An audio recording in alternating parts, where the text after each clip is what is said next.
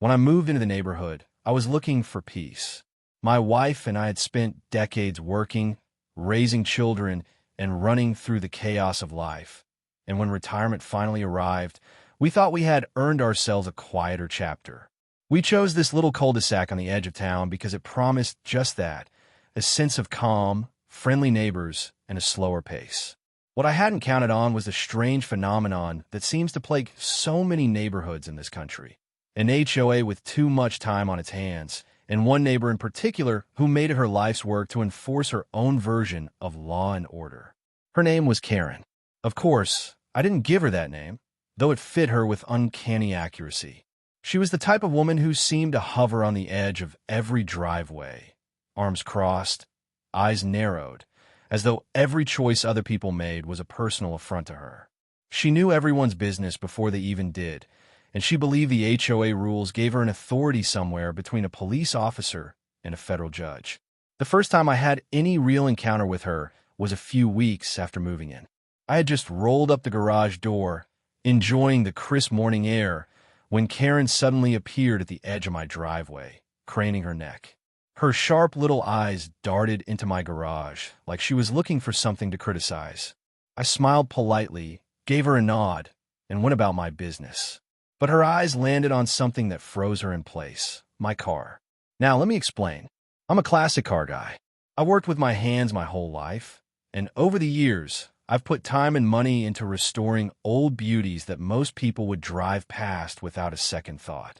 The one in my garage at the time was a fully restored '68 Mustang Fastback. It had taken me years of patience and sweat to bring it back to its former glory, and I was proud of it. But when Karen saw it, she didn't see a man's pride and joy. She saw something else entirely. She marched closer without so much as a hello. "Where did you get that?" she demanded, pointing at the car like she'd just spotted a stolen painting. I was taken aback, but kept my tone even. "This old thing? Been working on it for years. Finally got it to where it runs smooth." Her face turned red. "That's impossible. I just bought that exact car last week." I chuckled, thinking she must have been mistaken. "Well, ma'am, I can promise you this one's been mine a long time. Titles, registration, the works." She didn't smile. Instead, she pulled out her phone right then and there. "We'll see about that. I'm calling 911. You can explain yourself to the police." At first, I thought she was bluffing. Who in their right mind calls the police on a neighbor over something like this? But sure enough, within minutes, I heard the faint wail of sirens heading our way. My stomach sank. My wife came out onto the porch, confused and worried, asking what in the world was going on. All I could do was shake my head and mutter, "Apparently, I stole my own car." The patrol car pulled up, lights flashing, and two officers stepped out with cautious looks. Karen ran to them, as though they were her personal cavalry. She jabbed her finger toward me and the Mustang. "That's the car. That's the one I just bought, and he's trying to pass it off as his own. Arrest him." The officers looked from her to me, clearly realizing this wasn't a normal call. One of them approached me while the other tried to calm her down. "Sir, is this your vehicle?" "Yes, officer," I said calmly, though my hands trembled with frustration. "It's mine. I've owned it for years. Title, registration, insurance, all in my name. I can show you right now." Karen interrupted, practically shrieking. "Don't listen to him. He probably forged documents. That's my car. I paid good money for it just last week." The officer held up his hand to silence her and nodded to me. I went inside, grabbed the folder I've kept for every car I've ever restored, and handed it over. Titles, receipts, photographs of me working on it over the years. They flipped through it all carefully.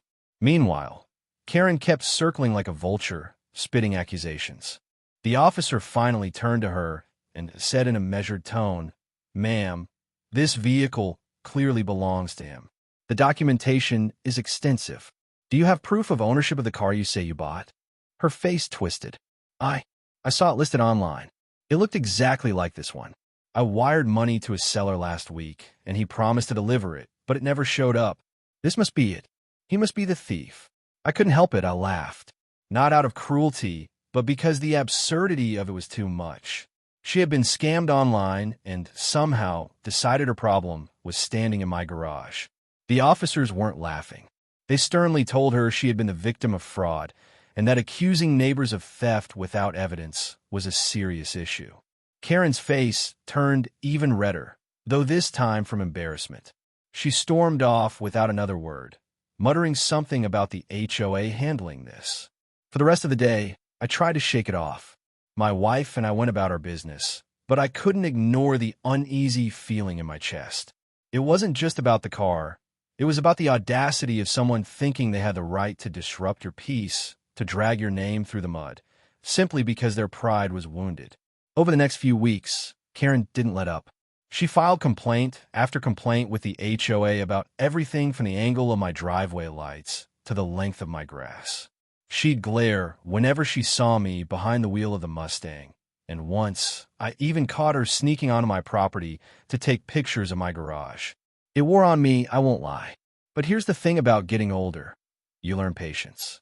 You learn that lashing out only fuels the fire. So instead of meeting her anger with anger, I chose calm persistence. I documented everything. I kept my property in order. And slowly, other neighbors began to notice what was happening. They saw Karen's obsessive behavior for what it was. They began to nod at me in solidarity, to roll their eyes when she launched into another tirade at a community meeting.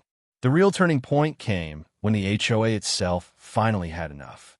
Karen tried to push a motion to have my car removed from the neighborhood, claiming it was a disturbance. But when the board asked for evidence, all she could produce was her story about being scammed online. The board, tired of her antics, dismissed her complaint outright.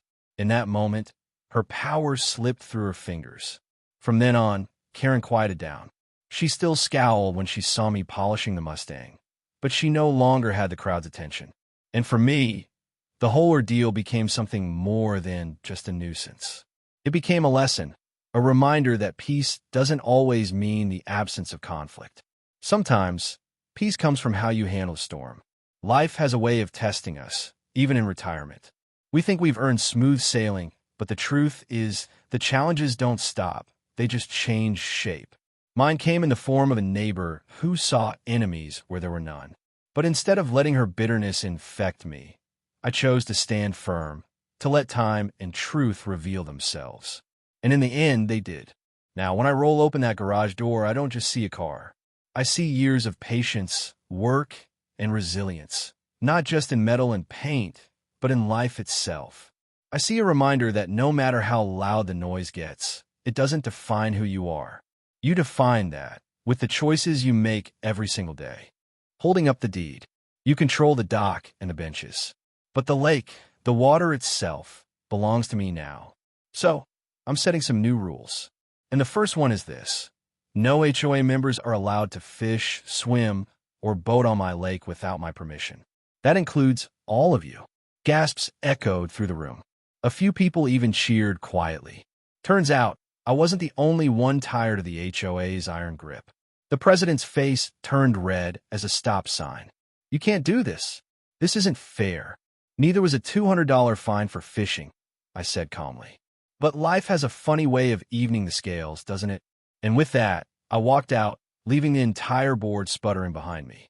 Over the next few months, I put up signs around the shoreline. Private lake, access by permission only. I gave access freely to neighbors who had always been kind and respectful. But for the HOA board members, the answer was always the same. No. It drove them mad. They tried threatening lawsuits, but when my lawyer showed them the paperwork, they backed down fast. Some of them even tried sneaking in at night, but I caught them on camera and warned them that trespassing charges would be filed next time. Owning that lake taught me a lot about standing up for myself. It wasn't just about fishing anymore. It was about proving that bullies, whether they sit on a playground or in an HOA boardroom, don't always get the last word. And the funny thing? Once the HOA realized they couldn't control me, a lot of other residents started pushing back too. People began questioning silly rules, refusing to pay unfair fines, and attending meetings with their voices loud and clear. Slowly, the neighborhood shifted. The power balance changed. As for me, I went back to fishing. Most mornings, you could find me sitting on my dock, the mist rising off the water, a thermos of coffee by my side. Sometimes I'd invite a neighbor or two to join me. We'd sit there swapping stories, laughing, and enjoying the peace that only a quiet lake can bring. Life felt fuller, freer, and more meaningful than ever. The biggest lesson I carried from all of this wasn't about property rights or HOA politics. It was about courage. Too often, we let people push us around because it seems easier than fighting back. But the truth is, when you stand firm, when you plant your feet and say, "No more," you not only protect yourself, you inspire others to do the same. That lake became more than just water to me. It became a symbol, a reminder that peace is worth fighting for. That joy doesn't come from following every silly rule, but from living authentically with dignity and respect. And so, every time I cast my line and feel the tug of fish on the other end, I smile. Not because of the catch, but because of the freedom that moment represents. I bought the lake not to punish anyone, but to reclaim what was mine all along, the right to live in peace. And that, in the end, is the greatest catch of all.